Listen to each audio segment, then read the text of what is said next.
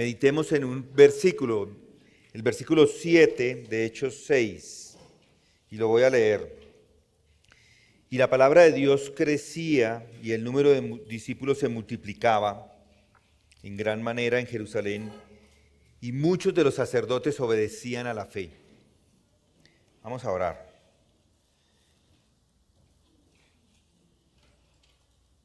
Padre y Dios eterno, lleno de gracia y de bondad, creador del cielo y de la tierra, el que escogió a un pueblo para traer al Salvador y que en su momento cuando Él llegó fue rechazado, pero ahora, Señor, vemos acá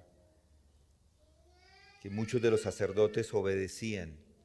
Ellos también creyeron en su momento y esa es nuestra oración, que muchos crean en el lugar donde se encuentren, en las condiciones que se encuentren, circunstancias o situaciones que estén viviendo.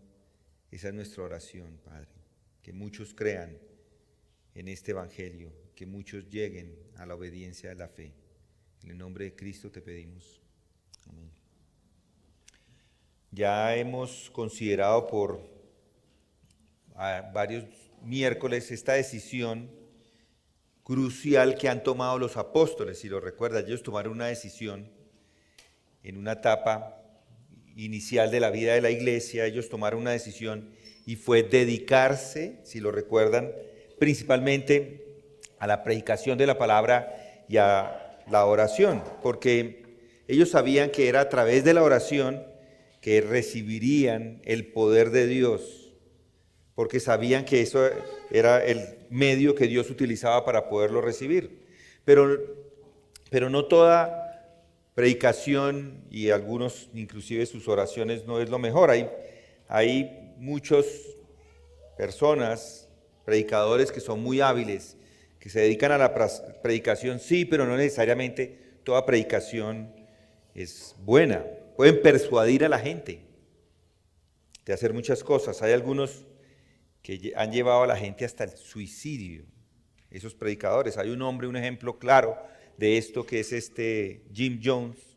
Si lo han escuchado, este hombre fundó el Templo del Pueblo en los años 50 en Indianápolis. Esta organización comenzó a crecer, era inicialmente convencional, pero con el tiempo predicó una mezcla de socialismo y cristianismo, promovió la igualdad racial y social, y en la década del 60 se traslada a California. Allí gana mucha notoriedad, gana muchos seguidores y la congregación crece, se diversifica, adquieren etnias y clases sociales, las atraen, mejor dicho, y en el 74 abren una comunidad agrícola en la selva de Guyana que se llamó Johnstown. Allí el asentamiento fue presentado como una utopía socialista donde los miembros del templo del pueblo podían vivir en igualdad y armonía, libres de la opresión del gobierno norteamericano. Y una vez que están allí, Jones comienza a ejercer una presión o un control autoritario sobre estos seguidores, y de allí entonces empiezan estos seguidores que estaban allí a comunicarse con el mundo exterior, y las condiciones cada vez se deterioraban más. Empezó una escasez de alimentos, de medicinas, y preocupados por los rumores que estaban escuchando, un congresista en el año 1978 de los Estados Unidos viajó a Johnstown con un grupo de periodistas y familiares para investigar. Durante esta visita, este hombre Ryan, el congresista, varios miembros del Johnstown salieron de allí. Ese grupo, tanto el congresista como los miembros, fue atacado, mataron al congresista y mataron a otros 4 personas. Después de ese ataque, los seguidores de este hombre se suicidaron, con él también, 900 personas. Es el suicidio más grande que ha existido en la historia, y todo era un predicador, este era un predicador. el suicidio colectivo más grande de toda la historia. Y esto dejó una profunda marca en la historia y además en la percepción de los cultos y los movimientos religiosos, por supuesto. Inclusive, probablemente usted ha escuchado tomarse el Kool-Aid. ¿Alguno ha escuchado? Bueno, eso es muy común, o es más común en Estados Unidos, tomarse el Kool-Aid se convierte en esa expresión, que eso fue lo que hicieron. Ellos se tomaron algo y se murieron, y tomarse el Kool-Aid quiere describir una obediencia ciega, y estas personas obedecieron de manera ciega y rechazaron casi cualquier, o eso que hicieron ellos, hoy lo que ha llevado es que las personas rechacen casi cualquier tipo de obediencia. Nadie quiere obedecer al cristianismo, dicen eso fue un desastre para la iglesia, y muchos utilizan inclusive esto para no obedecer porque dicen que están allí dopados. Y es cierto que hay cultos que pueden motivar a las personas a hacer este tipo de obediencia, una obediencia incorrecta. Eso que sucede allí en Johnstown, de obedecer hasta la muerte, eso nadie lo aprueba, las escrituras no lo está pidiendo, eso no está correcto, por supuesto que no. Y sin embargo, sí hay una obediencia a la cual las escrituras nos llaman, y solamente se puede dar esa obediencia si hay un cambio de naturaleza. Lo primero que se necesita, inclusive antes del cambio de naturaleza, antes de la obediencia, perdón, es un cambio de naturaleza. Muchas veces tratamos de pedir a la gente que obedezca a hacer cosas, pero sin un cambio de naturaleza no tiene sentido. No basta ni siquiera que obedezcan. En Hechos 6 también nos muestra cómo una persona puede convertirse en cristiana. Y esto es lo que significa convertirse en cristiano, que ahora quiere ser obediente, porque han experimentado un cambio profundo en sus vidas, y eso es lo que vemos aquí en el versículo 7. Noten las palabras que dice allí: y muchos de los sacerdotes obedecían a la fe. Y esa es una declaración asombrosa de obediencia, y no estoy hablando de obediencia ciega. Allí leemos que los sacerdotes estaban obedeciendo estos sacerdotes los encontramos en varios lugares en las Escrituras, en el Antiguo Testamento, también en los Evangelios, y estos hombres, su propósito era hacer o cumplir los servicios en el templo, recibir las ofrendas del pueblo, realizar los sacrificios. Este sistema de adoración había sido ordenado por Dios mismo, utilizar los sacerdotes. Él enseñó a Moisés, el líder de los hijos de Israel. No fue una idea de Moisés y nunca afirmó que lo fuera. Dios se lo reveló y lo envió desde la montaña diciéndole: mira, haz todas las cosas conforme al modelo que te he mostrado en el monte. Hebreos 8:5. Y Moisés hizo exactamente eso. Los israelitas construyen el tabernáculo y más tarde ese gran templo. Pero en la época de nuestro Señor, los sacerdotes se habían alejado mucho del patrón original. Y puede leer de esto en el Antiguo Testamento para ver esa tendencia rebelde de los sacerdotes. La humanidad siempre ha tenido esa tendencia, incluso lo vemos en la iglesia cristiana, que siempre intenta transformarse en algo esencialmente diferente de la iglesia como era al principio, y es lo que tenemos en el caso que les acabo de mencionar. Alguien que comienza con algo ortodoxo, de pronto se transforma y hace lo peor que podría haber hecho en el nombre del cristianismo.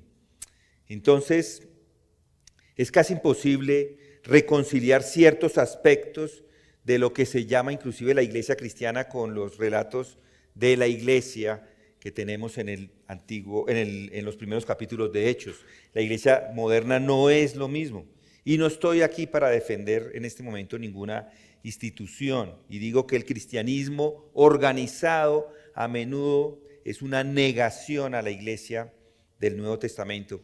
Y en los tiempos del Nuevo Testamento, los sacerdotes judíos a menudo eran hombres mundanos y mercenarios como podemos encontrarlos hoy. Y es una desgracia para el sacerdocio original. Fueron algunos de los oponentes más duros, amargos y agudos de nuestro Señor y objetaron casi todo acerca de Él. Estaban sorprendidos porque Cristo, ellos no sabían, no tenían información de Él, no sabían cómo Él había obtenido la información. Sin embargo, Él era uno que enseñaba con autoridad. Lo odiaban, conspiraron con otros líderes religiosos, incluidos los fariseos, para provocar su muerte. Pero aquí tenemos esto tan asombroso. Y muchos de los sacerdotes obedecían a la fe. En el versículo 7. No puede haber un cambio mayor que este. Es como si Jones, en realidad, después de dedicarse a todo lo que hizo, en algún momento hubiera creído de verdad. Fue una revolución. En otras palabras, podemos decir que el cambio de un cristiano no es algo superficial. Es un cambio profundo, es un cambio radical que puede ocurrir en este mundo. Todavía puede ocurrir. Permítame recordarle nuevamente la terminología que utiliza el Nuevo Testamento. Convertirse en cristiano se llama nacer de nuevo, nacer de lo alto, nacer del Espíritu. Por lo tanto, dice Pablo, si alguno está en Cristo, ¿cuál es la verdad acerca de una persona que está en Cristo? Nueva criatura es, una nueva creación. Las cosas viejas pasaron, y aquí todas son hechas nuevas. 2 Corintios 5:17. Y quiero enfatizar esto, y podría ilustrarlo haciendo algunas comparaciones. Mis hermanos, puede cambiar de alguna forma. Yo podría hacer que algunas personas cambiaran su opinión acerca de algunas cosas en este mundo, acerca de la política, de pronto. Alguno puede ser cambiado de venir en una familia liberal y convertirse en un conservador. O puede comenzar en una familia de izquierda y con muchos argumentos convertirse en un hombre o una mujer de derecha. Así como un cambio de partido político, un cambio de opinión. De la misma manera, muchas personas pueden cambiar inclusive su estrato social, su clase social. O puede cambiar su trabajo o su hogar. Y todos estos cambios tienen un significado de importancia. Sin embargo, cuando se compara con convertirse en cristiano, no son nada, son como cambiarse de ropa. Convertirse en cristiano afecta todo el ser de la persona. Afecta la mente, afecta el pensamiento. Y considere entonces lo que significó para estos sacerdotes. Porque habían llegado a ver que Cristo es el fin de la ley para justicia de todo aquel que cree. Eso lo pudieron ver ellos.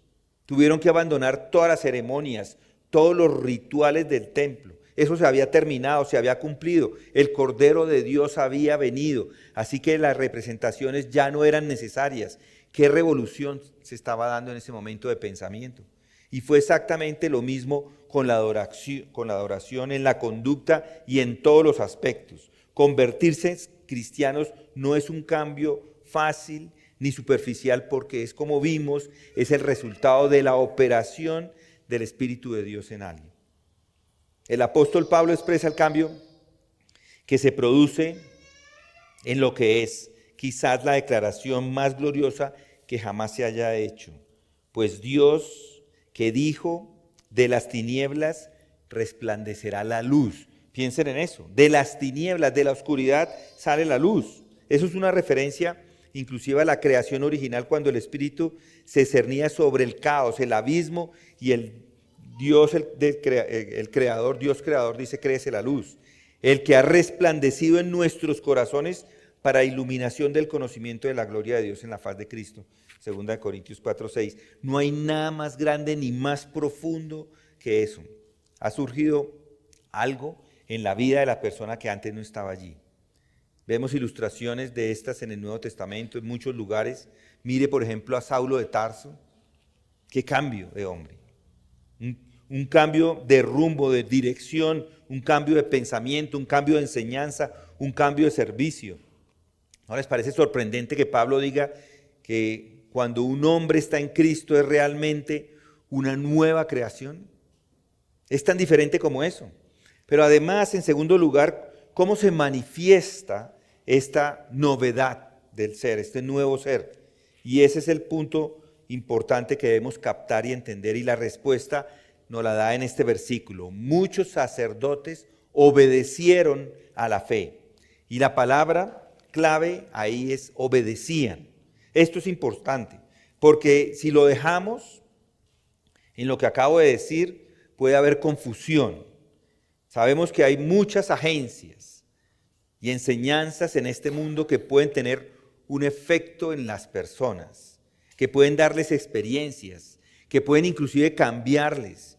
Las sectas nunca tendrán éxito si no pudieran hacerlo. 900 personas fueron llevadas hasta allá. Ese es un ejemplo de que las personas creen que están obedeciendo. Los psicólogos pueden lograr cosas, están haciendo muy buenos negocios, y especialmente en este siglo donde la psicología ha crecido sin precedentes. Ellos pueden ayudar con su enseñanza. La gente dice, bueno, soy absolutamente diferente desde que recibí el tratamiento que me dieron. Estoy bien, nuevamente tengo una nueva perspectiva en la vida, he cambiado.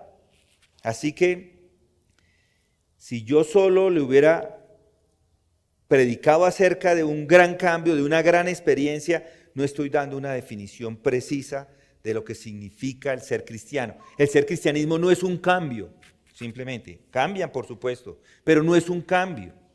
Algunos de los conocidos que tenía en el pasado, sus vidas estaban marcadas por la fiesta, la parranda, el licor y muchas otras cosas. Algunos de ellos cambiaron y hoy no son ni la sombra de lo que eran, pero no son creyentes. Han cambiado, pero no son creyentes. Entonces, ¿cómo reconciliamos esto? ¿Cuál es entonces la prueba real de que alguien es creyente? Y la prueba es la obediencia a la fe. Esa es la prueba de fuego. La Escritura es cuidadosa en decir que los sacerdotes obedecían a la fe, al mensaje que se predicaba. Esa era su obediencia. Y no debe haber confusión con esto. El diablo, según el apóstol Pablo, puede convertirse en un ángel de luz, puede citar las Escrituras, puede engañarles. El diablo hará cualquier cosa que pueda para darles una falsa paz y un falso consuelo.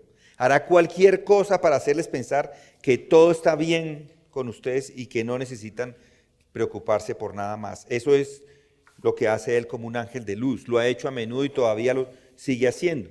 Por eso es que hay que tener estas cosas bien claras. Lo que distingue al cristiano de todos los demás es que se ha rendido en obediencia a la fe. ¿Y qué significa entonces esto de obedecer a la fe?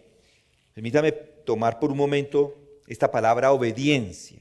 Esa palabra se usa a lo largo de todas las Escrituras. El apóstol Pablo, escribiendo en Romanos 1:5, dice, por medio de quien hemos recibido la gracia y el apostolado para promover la obediencia a la fe entre todos los gentiles por amor de su nombre. Él mismo lo dice más adelante, en el capítulo 6, versículo 17, dice, pero gracias a Dios que aunque eras esclavos del pecado, os hicisteis obedientes de corazón a aquella forma de doctrina a la que fuisteis entregados. Y también en el capítulo 10 de Romanos vuelve y lo dice, porque Cristo es el fin de la ley para justicia a todo aquel que cree. Y más adelante, en ese mismo capítulo, eso fue el versículo 4, en el versículo 16, al describir a los predicadores del Evangelio dice, sin embargo no todos hicieron caso, es decir, no todos obedecieron el Evangelio. Y encontramos el mismo énfasis en el capítulo 16, versículo 26. Pero ahora ha sido manifestado hoy por las Escrituras que los profetas, conforme al mandamiento de Dios eterno, se ha dado a conocer a todas las naciones para guiarlos a la obediencia de la fe. Ese es el punto, esa es la razón por la cual ha sido dado a conocer, para que sean llamados a la obediencia. Ahora, en caso de que alguien piense que este es solo un énfasis especial en la predicación de Pablo, escucha a Pedro. Pedro, escribiéndole a los cristianos en 1 de Pedro 1:2, le dice a los elegidos, según el previo conocimiento de Dios Padre, por la obra santificadora del Espíritu, para obedecer a Jesucristo y ser rociados con su sangre. La obediencia es clave. Y no solamente basta con escuchar el Evangelio, no basta con conocer el Evangelio, no basta con entender el Evangelio. Hay un elemento adicional y es la obediencia a la fe. Hay personas que han pasado toda una vida escuchando el Evangelio domingo tras domingo por tradición, por hábito, por costumbre, pero eso no los hace cristianos. No los pone en lo correcto, no los salva. Ah, pero es que a mí me gusta escuchar el Evangelio, dice uno. Lo sé, pero ¿qué ha hecho en su vida? ¿A qué le ha llevado? El Evangelio no solo debe ser escuchado. Tampoco el Evangelio es una cuestión de opinión. No es solo algo para ser discutido o argumentado o escrito o pensado. Hay un gran número de personas que están haciendo esto en este momento y están de acuerdo, que quieren discutir o para ellos es importante, es interesante las ideas y hablar de ellas. Y algunos inclusive con franqueza dicen, no, yo no soy cristiano, me interesa conocer acerca de eso, pero yo no soy cristiano. Y van a los lugares, escuchan. Algunos nos dirían con toda franqueza que a pesar de que están escuchando, no les ha hecho nada en su vida. Expresan sí sus opiniones acerca del cristianismo, acerca de la iglesia, y a veces inclusive son opiniones muy reveladoras y que valen hasta la pena a veces escuchar. A veces uno casi piensa que estas personas tienen una visión más clara que muchos que están dentro de la iglesia. Pero su problema es que tienden a detenerse en sus opiniones, tienden a quedarse en sus discusiones, escriben sus artículos y dan sus entrevistas. Pero ¿qué les hace eso? Y el punto más importante es entender qué es lo que sucede cuando en realidad el Evangelio es entendido. Al escuchar un lenguaje que no siempre es correcto y mostrar un interés similar en problemas de la vida de las personas, eso no necesariamente los hace cristianos. Escuché una entrevista no hace mucho de una chica que es actriz y dice que es creyente, decían que es creyente y tiene una entrevista y cuando hace la entrevista no es creyente para nada. Habla de unas cosas, habla de tener relaciones antes de el matrimonio entre personas y lo ve como lo más normal. Es que esto no es un tema para discutir, esto no es un tema de negociación, esto no es discutir, no basta con decir que yo soy creyente o ser aceptado por un grupo de creyentes y decir, es que esa persona es creyente. Hay que ser claro, hay que tener claridad en esto. El Evangelio lleva a la obediencia de la fe. Debe ser no solamente aceptado por la mente, no solamente por el intelecto, pero lo que primero sucede en la vida de una persona después de que ha aceptado es la obediencia. Después de que ha sido iluminado por la palabra de Dios, eso lo lleva a la obediencia. Pero muchas personas han caído en el error de pensar que el Evangelio es una cuestión de simplemente afirmar intelectualmente. Por eso, esta palabra que tenemos acá es muy importante. Permítame citarles Romanos 6:17 nuevamente. Pero gracias a Dios que aunque eras esclavos del pecado, os hicisteis obedientes de corazón. De corazón. Esa es la manera que han obedecido. De corazón. A aquella forma de doctrina. ¿Eso qué quiere decir forma de doctrina? Enseñanza. A la enseñanza a la que fuisteis entregados. Así es como funciona. Usted comienza con la mente y la mente influye en el corazón y el corazón mueve a la voluntad. Así que los cristianos son hombres y mujeres que dan una respuesta al mensaje. Los cristianos no solamente responden al mensaje con sus palabras, responden con el corazón. Hay muchos cuyos corazones han sido movidos como resultado de esto. Piensan que son creyentes, pero no lo son, porque si no hay obediencia, no son creyentes. No, esto no es simplemente sentimentalismo.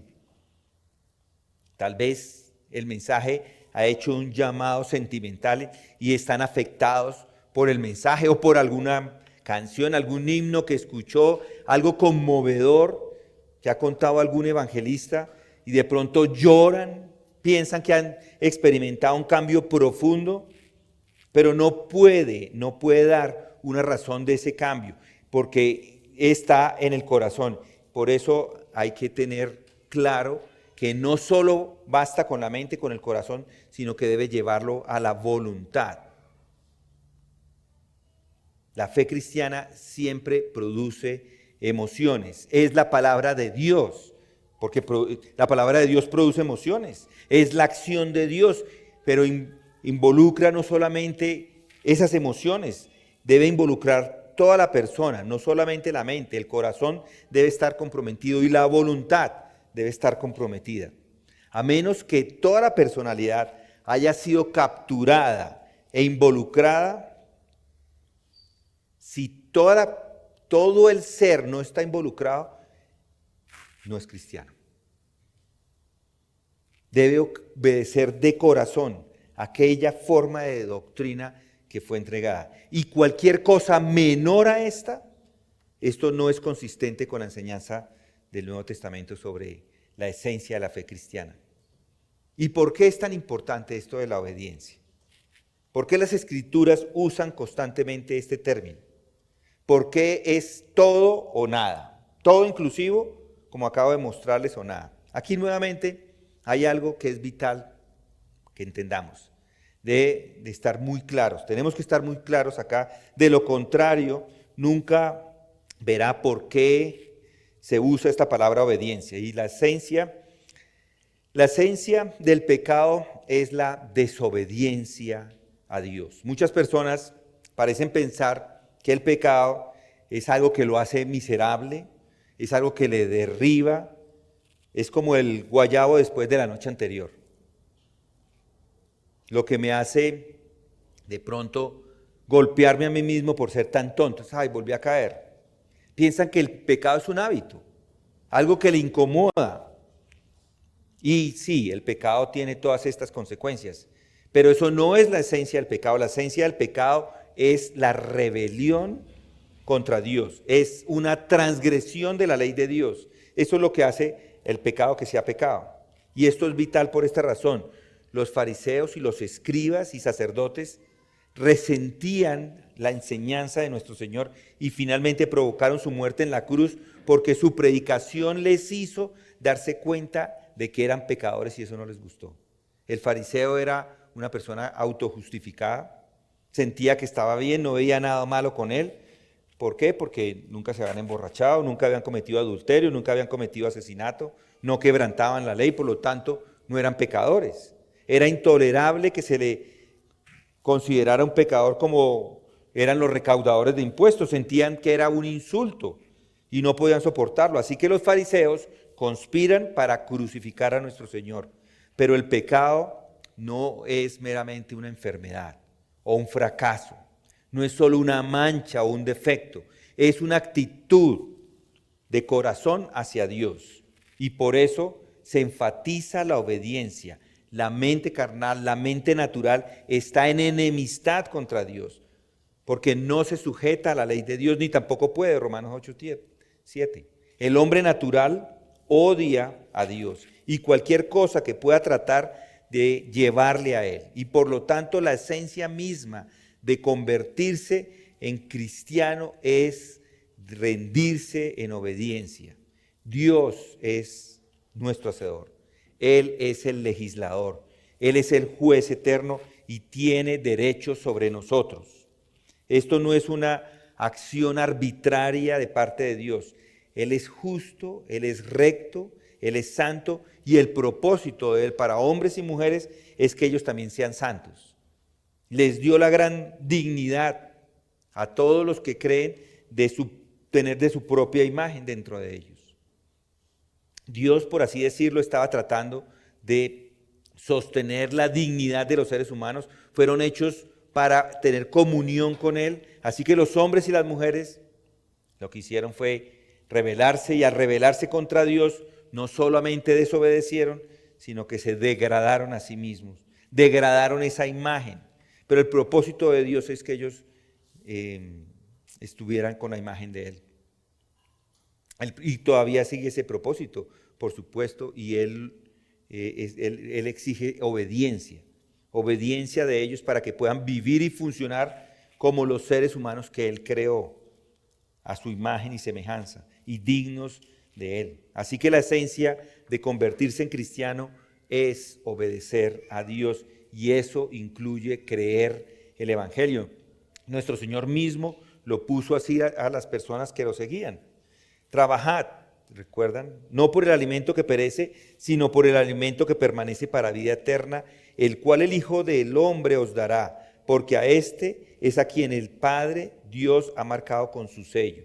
Entonces le dijeron, ¿qué debemos hacer para poner en práctica las obras de Dios? Y respondió Jesús y les dijo, esta es la obra de Dios, que creáis en el que Él ha enviado. Esa es la primera marca de obediencia, Juan 6, 27 y 29. Ese es el mandamiento de Dios. La obra de Dios quiere la obra de Dios lo que quiere es que creamos en su Hijo.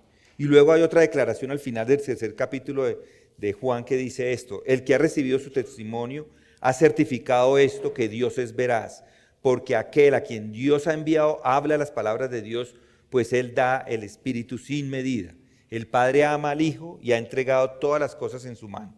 El que cree en el Hijo tiene vida eterna, pero el que no obedece al Hijo no verá la vida, sino que la ira de Dios permanece sobre él. Juan 3, 33 y 35 y 36. Dios ha enviado a su Hijo al mundo y ha dicho, este es mi Hijo amado, a Él oíd, escúchenlo. Pero no solamente escúchenlo, obedézcanlo. Este es mi representante, está diciendo Dios. Dios nos manda, lo primero es creer en el Evangelio, es obedecer, crea en el Evangelio, nos manda a arrepentirnos, por supuesto, arrepentirnos de los pecados. Pablo se lo dijo a los tesalonicenses. Dios ahora manda a todos los hombres en todo lugar que se arrepientan. Hechos 17:30. Él es el legislador eterno y somos llamados a eso. Primero a creer en el Evangelio, segundo a arrepentirnos. Por eso hay que poner énfasis en la obediencia, obedecer a ese mandato. ¿Y qué hacían estos hombres? Muchos de los sacerdotes obedecieron a la fe. Esa es la enseñanza. Es obedecer a la palabra. Y ahora quiero ser un poco práctico. Quiero que usted sepa con certeza qué es un verdadero cristiano. No descanse en la experiencia que ha tenido, no descanse en sus buenas obras, no descanse en su educación, no descanse en los sermones que ha escuchado, no descanse en la membresía de la iglesia. Esta es la prueba, obediencia. ¿Y por qué? ¿O qué es esta obediencia? Y lo primero es lo que he venido diciendo, la obediencia es deje de resistir al mensaje. En el capítulo siguiente de Hechos tenemos un gran sermón, el sermón al Sanedrín que da Esteban. Y este Esteban es uno de los 7 hombres que encontramos aquí en Hechos 6, que fue elegido para servir mesas. Mientras Esteban estaba predicando, dijo esto: vosotros que sois duros de servir e incircuncisos de corazón y de oídos, resistís siempre al Espíritu Santo, como hicieron vuestros padres, así también hacéis vosotros. Ellos estaban resistiendo. Y no hay dificultad con esto, como hemos visto. La Biblia nos llama a cada uno de nosotros por naturaleza a que aceptemos este mensaje, a no resistirlo. Pero Pablo escribe, dice, pero el hombre natural no acepta las cosas del Espíritu de Dios, porque para él son necedad y no las puede entender, porque se disciernen espiritualmente. Los hombres y las mujeres, tal como son por su naturaleza, no les gusta la enseñanza de Dios y su santidad acerca de la justicia. No, aman el pecado, por eso lo cometen. La gente hace lo que le gusta, se guían por sus deseos, por sus instintos, por sus impulsos. Pero en medio de este mundo que nos encontramos con toda la educación, hombres y mujeres capaces, hombres y mujeres sabios y buenos, desde un punto de vista humano, todavía están bebiendo hasta la muerte algunos de ellos. Están emborrachándose. Yo conozco igual de los mismos que conocí que ahora se comportan mejor. Hay unos que todavía están ahí, se van a morir emborrachándose.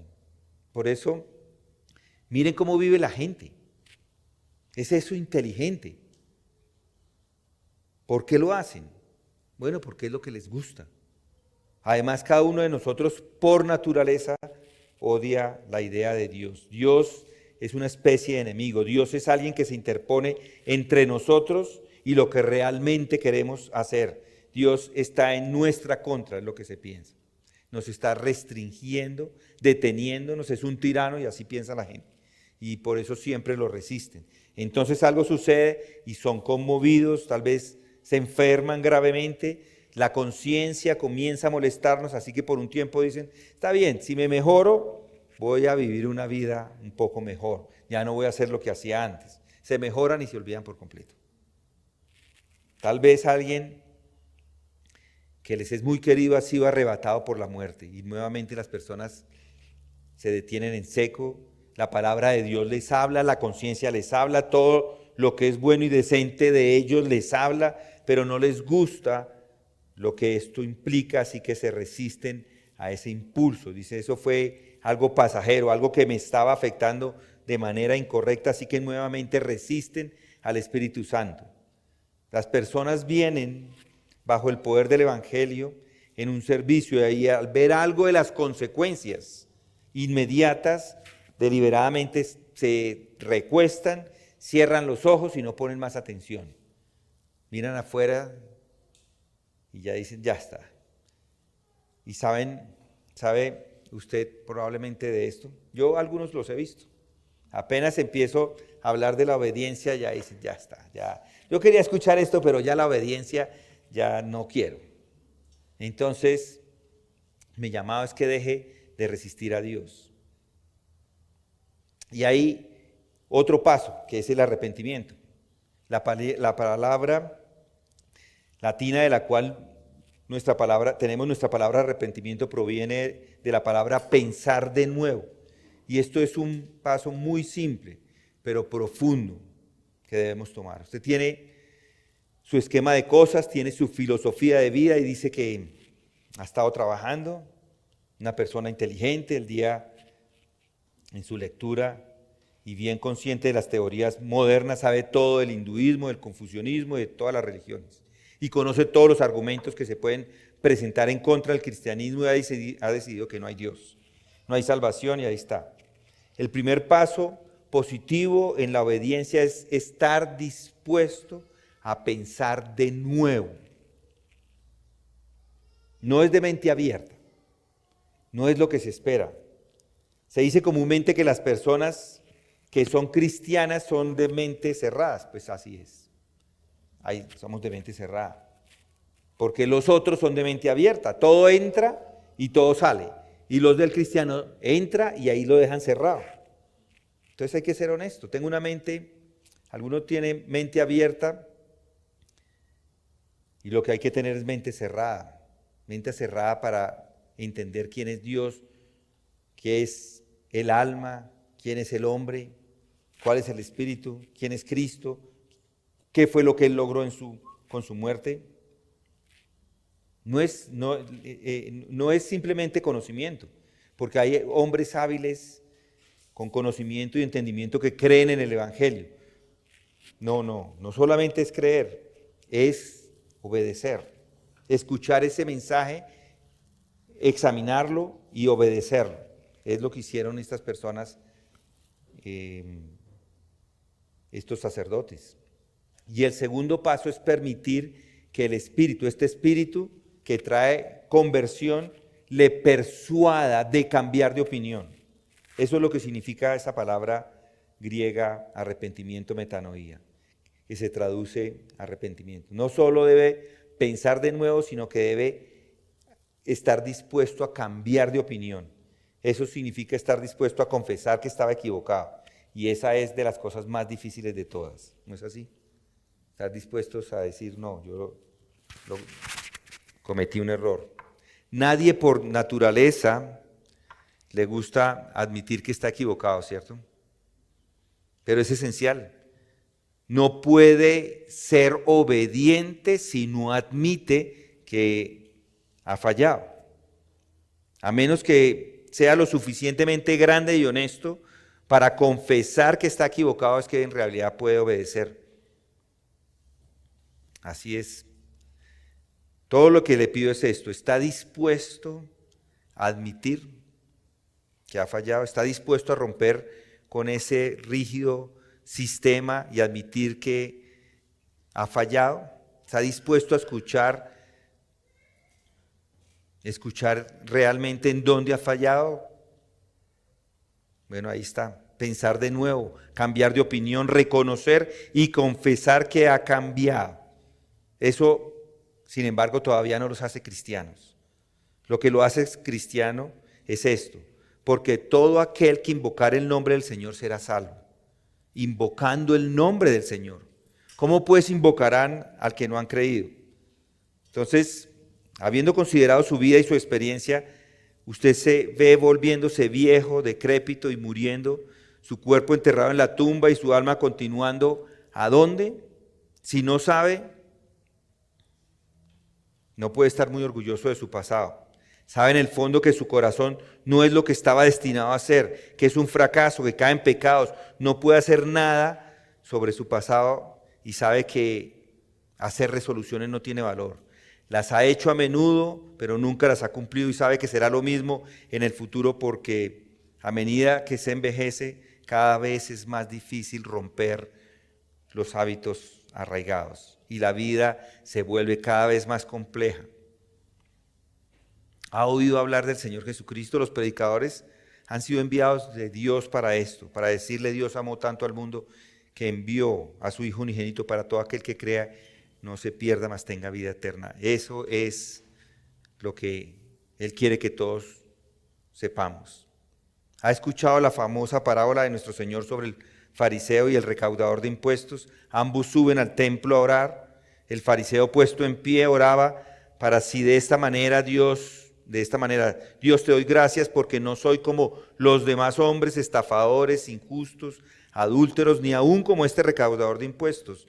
Yo ayuno 2 veces por semana, doy el diezmo de todo el grano. Pero el recaudador de impuestos, de pie y a cierta distancia, no quería ni siquiera alzar los ojos al cielo, sino que se golpeaba el pecho diciendo: Dios, ten piedad de mí, pecador. Eso es lo que significa invocar en nombre del Señor.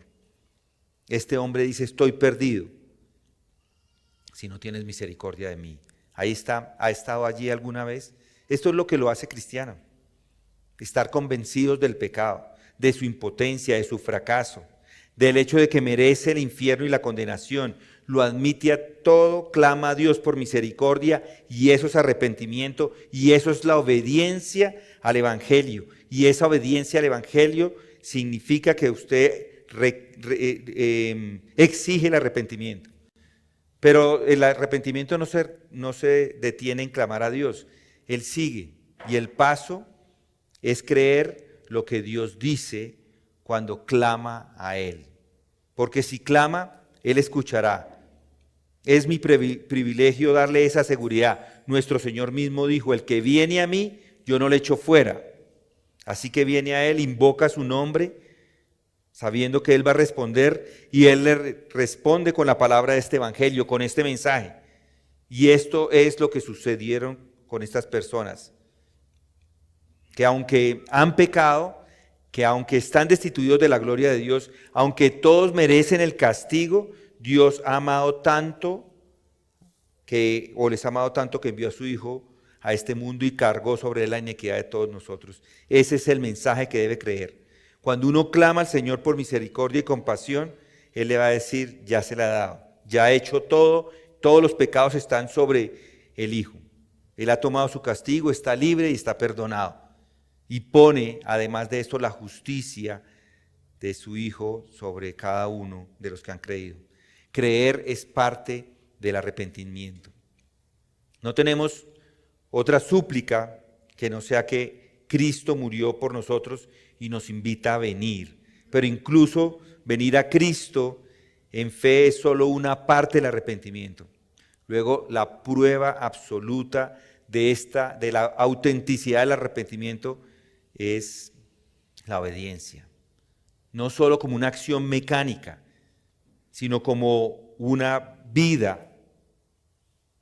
Hay que dejar el pecado.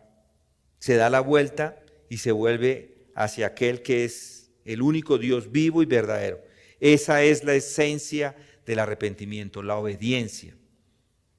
Y hay un paso más que se nos da en el 10º capítulo de Romanos, donde Pablo dice, que dice este mensaje: cerca de ti está la palabra, en tu boca y en tu corazón, es decir, la palabra de fe que predicamos, que si confesaras con tu boca a Jesús por Señor y crees en tu corazón que Dios le resucitó de entre los muertos, serás salvo, porque con el corazón se cree para justicia y con la boca se confiesa para salvación. Esto significa que no puede confesar al Señor con su boca a menos que entienda algo de esta doctrina, algo de esta verdad acerca de Él. Porque si no, no habría hecho, no está haciendo una decisión, simplemente está profiriendo palabras. Si solo ha respondido de corazón, diciendo, esto del cristianismo es maravilloso, no es suficiente. No es suficiente tener entendimiento y confesar con la boca, porque debe creer en el Hijo de Dios y debe confesarlo y debe estar en la habilidad, en la capacidad de dar a otras el mensaje del Evangelio, como hemos visto, pero no solamente en la mente, en el corazón, sino también en la voluntad, porque todo está involucrado. Es un nuevo ser y toda la personalidad está manifestando este cambio. Finalmente, la obediencia se alinea con todos los demás personas que están en la misma posición. Los primeros cristianos era lo que hacían, todos estaban ahí. En el capítulo 2 de Hechos 46 dice, y perseverando unánimes cada día en el templo y partiendo el pan en las casas, comían juntos con la alegría y sencillez de corazón, alabando a Dios y teniendo favor con todo el pueblo, y el Señor añadía cada día a la iglesia a los que habían de ser salvos.